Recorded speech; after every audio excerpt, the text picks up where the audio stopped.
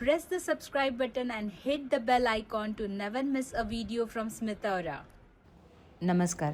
महिला दिनानिमित्त 7 मार्च रोजी डी.वाय. पाटील हॉटेल मॅनेजमेंटच्या स्टुडंटसाठी माझं एक मोटिवेशनल लेक्चर अरेंज केलं. त्याशिवाय आणखी एका ठिकाणी जीवनाशय बाल युवा केंद्रातर्फे सुद्धा नवदुर्गांमधील एक दुर्गा म्हणून सन्मान स्वीकारायचा होता.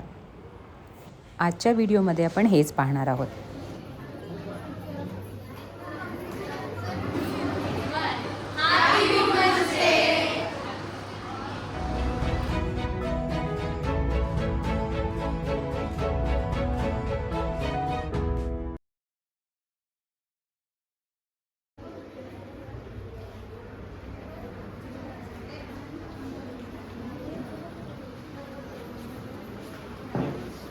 मी सर्व महिलांना विनंती करतो की त्यांनी उभं राहून आजच्या प्रमुख पाहुण्यांचं स्वागत करावं.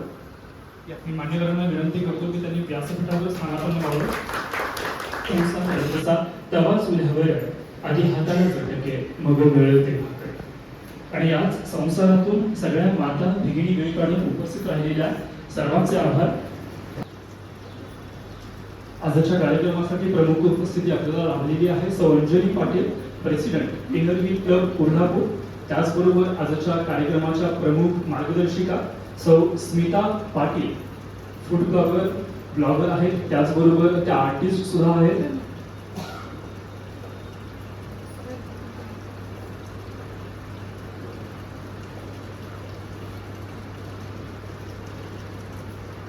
खरं तर हा सोहळा चैतन्याचा, ही प्रेरणा कुठेतरी तुम्हाला आम्हाला आतल्या अंतर्ज्योतीला मिळून जाते आणि तितकंच हे महत्वाचं मानलं जातं.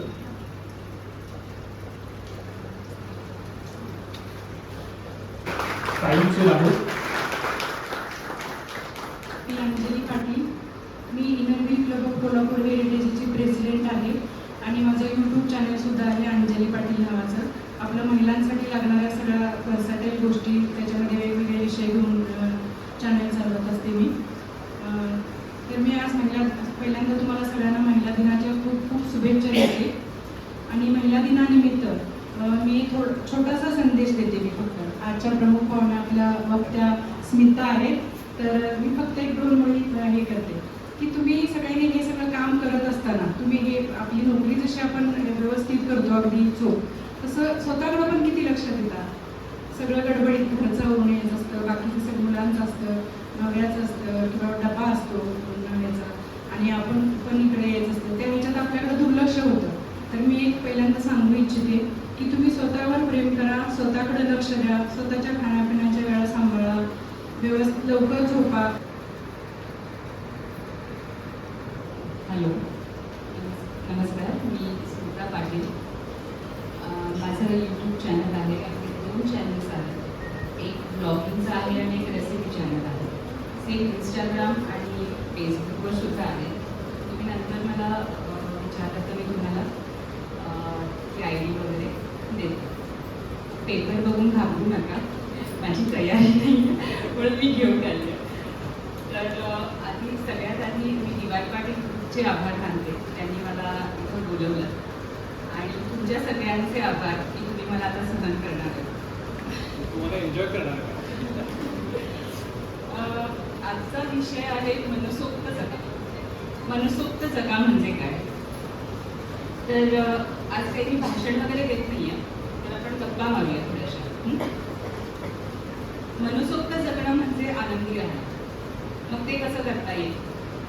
अशी कोणती ना कोणती गोष्ट असते ती कधीही केव्हाही कितीही आपण थकलो असलो तरी ती आपण आनंदाने करतो. अशी कोणती तरी गोष्ट प्रत्येक महिलेच्या आयुष्यामध्ये असते, बरोबर? तर यातून तुम्हाला आनंद मिळतो म्हणून तुम्ही ही गोष्ट करता, बरोबर? कुणाला प्रसिद्धी मिळते म्हणून, कुणाला पैसा मिळतो म्हणून त्यात आनंद मिळतो. आता आम्हा बायकांना तर काय असतं की स्वयंपाक करायला लागणार नाही म्हणून सुद्धा आनंद मिळतो. चला आज स्वयंपाक नाही आहे, मजा आहे, आज निवांत झोपायचं, आज घरी कोणीच नाही, तरी आनंद मिळतो. मला काय वाटतं, आवडीचं काम करणं म्हणजे आनंद. तुम्ही मला सांगा की तुम्हाला कोणती गोष्ट केली की आनंद मिळतो. आणि आणि मला नक्की प्रत्येकाने यासाठी समोर बोलायचं आहे, त्यामुळे मला कळेल खरोखर मी चांगलं तुम्हाला मार्गदर्शन करते आहे किंवा तुम्हाला मला कळतंय मी जे बोलते. कोणीतरी कुठल्या गोष्टी तुम्हाला आनंद होतो, तुमची आवड काय आहे किंवा हॉबी काय आहे. गाणं म्हणायला आवडतं की शिवणकाम आवडतं, काय आवडतं?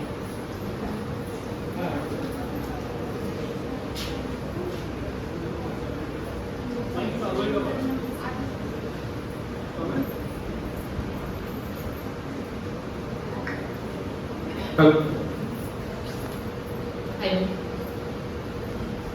नमस्कार मॅडम. मला सर्वांची सेवा करायला आवडते.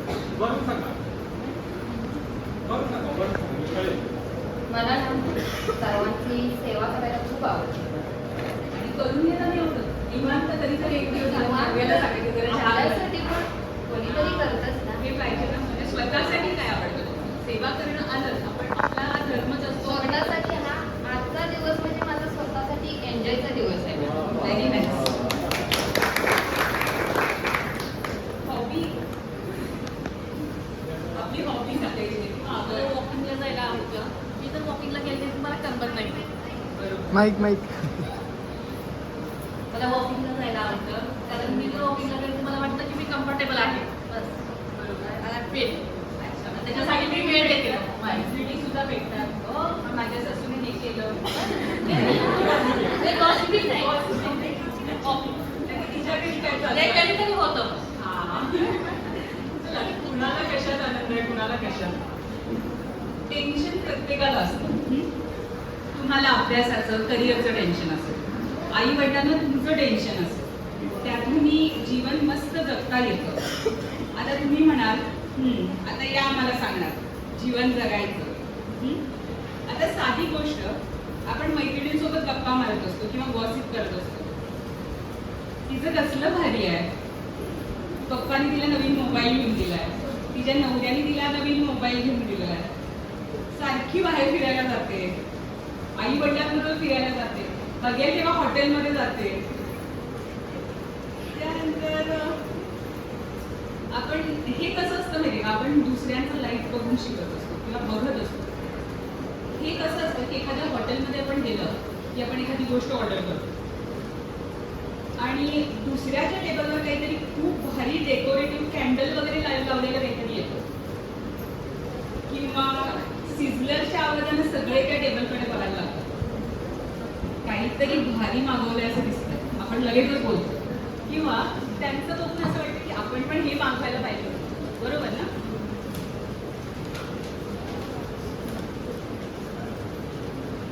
जसं आपलं लक्ष त्या सिझलरकडे जातं, याचाच अर्थ, याचं असंच काहीसं आपलं पण होतं. आपलं आयुष्य म्हणजे सुद्धा कुणाच्या तरी दुसऱ्याच्या टेबलवरील सिझलर असू शकतं. कोणीतरी तुमचं आयुष्य, तुमची लाईफस्टाईल बघून असंच म्हणत असेल की हिचं भारी चाललंय, आमचं पण तिच्यासारखं टेन्शन फ्री लाईफ असायला पाहिजे. कारण आपण प्रत्येकासमोर लढत नाही की आमच्या घरात ते चालू आहे, मला हिचं बघितलं हिचा ड्रेस भारी दिसतोय, हा ही पप्पांबरोबर येते, म्हणजे पप्पा सोडून जातात किती भारी, मला बसनं यायला लागतं, असं सुद्धा होतं. आपण दुसऱ्यांचं आयुष्य बघून दुःखात जगत असतो. पण कुणाकुणाकडे बसला पण पैसे नसतात, असं सुद्धा होतं. कोण कोण चालत येतं, असं सुद्धा होतं. आयुष्य मस्त जगण्यासाठी एक महत्त्वाची गोष्ट कोणती असेल ती म्हणजे मैत्री. मैत्री अशी करा की त्या मैत्रिणीशी तुम्ही कधीही, कुठेही, केव्हाही हक्कानं बोलू शकता. ती व्यक्ती कोणत्याही मुद्द्यावर असली तरी तुम्ही तिला भेटल्यावर अशी भेट व्हावी की कृष्ण आणि सुदामाची. कृष्ण आणि सुदामाची गोष्ट मला वाटते तर सगळ्यांना माहिती असेल. काय झालंय आता, मनसोक्त जगा म्हणावं तर 5वीच्या मुलांपासून टेन्शन, अभ्यास वाढलाय, बॅगेचं ओझं झालंय, मग मनसोक्त जगायचं कसं? तुम्हाला एक सांगू का, मी कुठेतरी वाचलं होतं की जर तुम्ही एकटं एखादी मूवी बघायला किंवा एखाद्या हॉटेलमध्ये तुम्ही जाऊ शकत असाल तर तुम्ही आयुष्यात काहीही करू शकता. असं कुणी कुणी केलंय आतापर्यंत. एकटं गेलीये मी पिक्चरला. इथं जे लोक हे करू शकतात ना, ती आयुष्यात निवांत स्वतःला पाहिजे ते ऑर्डर.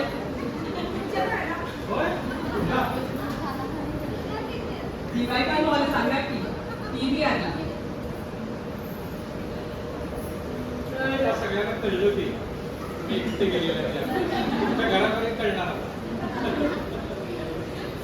आपण असं मूवी बघायचं असेल कुणाची वाट बघत बसायचं नाही, मग निवांत जायचं. काही खावंसं वाटलं निवांत हॉटेलमध्ये जाऊन खायचं. ही गोष्ट जी लोक करू शकतात, जी लेडी करू शकते, ती आयुष्यात काहीही करू शकते. म्हणजे स्वतःची कंपनी एन्जॉय करायची. कशाला एक्सरसाइज सुरू करायची असेल तर कोणीतरी बरोबर लागतं.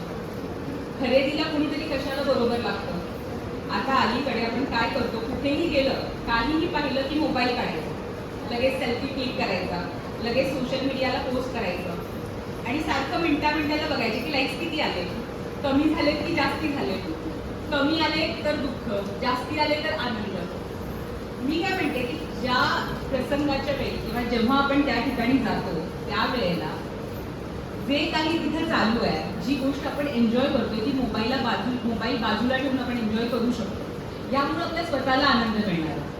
उलट तुम्ही टाकलेले सेल्फी बघून बाकीच्या मैत्रिणी किंवा हा इथं असं चाललंय होय असं पण दृष्ट लागू शकते हो. असं पण इतकं पण करू नका. आता तुम्ही म्हणाल तुम्ही काय वेगळं करताय, माझा मोबाईल पण तिथे चालू आहे. पण खरं सांगू का, मी माझे डेली ब्लॉग्स पोस्ट करते. मी रोज सकाळी वॉकिंग किंवा स्विमिंग पासून मी सडा, रांगोळी, घरामध्ये मी स्वयंपाक करते, आज देवपूजा केली, आज देवदर्शनाला गेले, आज मैत्रिणींबरोबर गेले, आज हॉटेलला मैत्रिणींसोबत गेले, आम्ही मजा कशी केली, हे जेव्हा मी पोस्ट करते, ज्या स्त्रिया, ज्या मुली मला फॉलो करतात ना, त्या कमेंट करतात, भारी आहे ताई, तुझं किती छान आहे, मैत्रिणी किती भारी आहेत तुझ्या, माझी पण अशीच मैत्रीण असती तर बरं झालं असतं. परत तो विषय तिथंच येतो की दुसऱ्याचं आयुष्य किती भारी आहे हे बघण्यापेक्षा आपलं आयुष्य काय भारी आहे हे सुद्धा बघायला हरकत नाही. तिच्याकडे आयफोन आहे ना, तर तुझ्याकडे फोन तर आहे, तिच्याकडे खूप काही आहे, पण तुझ्याकडे काहीच नाही आहे का?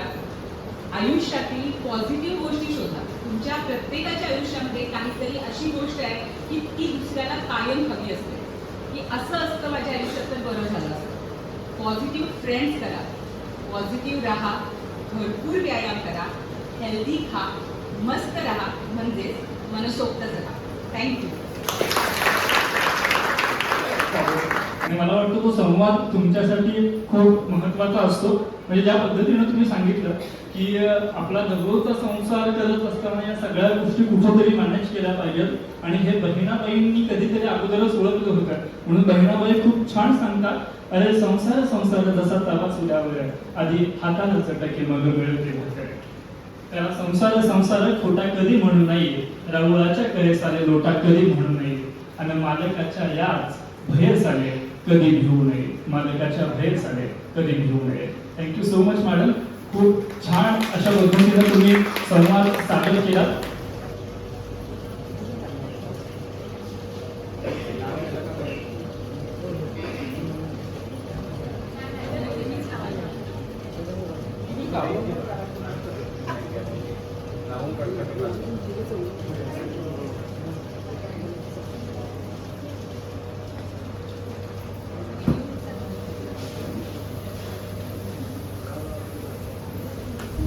Happy Women's Day!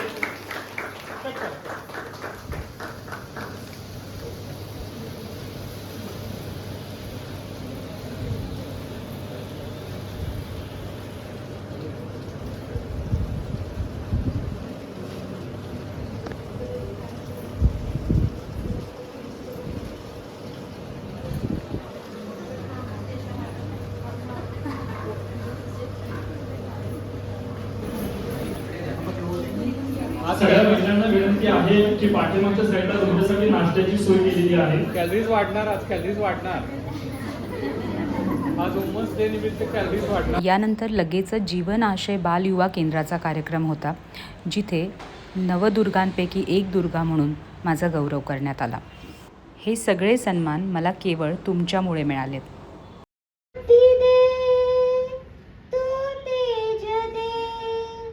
नवचेतना विश्वास दे, तू बुद्धी दे,